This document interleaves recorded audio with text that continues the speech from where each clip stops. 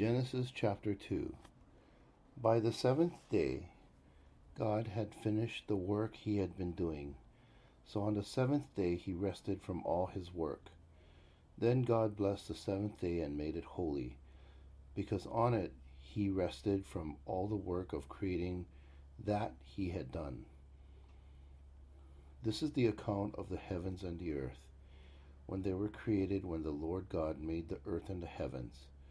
Now no shrub had yet appeared on the earth, and no plant had yet sprung up. For the Lord God had not sent rain on the earth, and there was no one to work the ground. But streams came up from the earth and watered the whole surface of the ground. Then the Lord God formed a man from the dust of the ground, and breathed into his nostrils the breath of life, and the man became a living being. Now the Lord God had planted a garden in the east, in Eden, and there he put the man he had formed. The Lord God made all kinds of trees grow out of the ground, trees that were pleasing to the eye and good for food.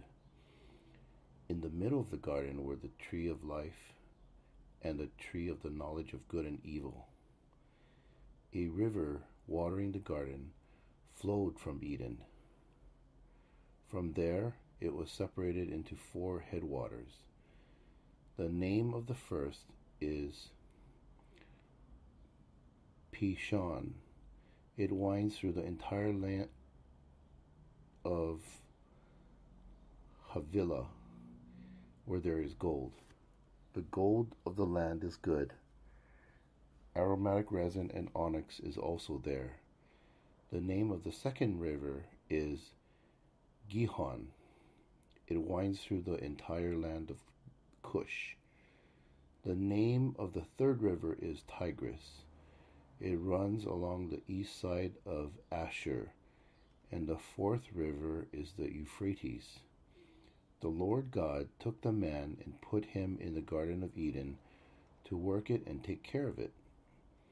And the Lord God commanded the man, "You are free to eat from any tree in the garden, but you must not eat from the tree of the knowledge of good and evil, for when you eat of it you will certainly die."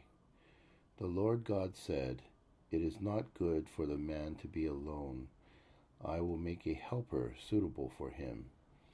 Now the Lord God had formed out of the ground all the wild animals and all the birds in the sky.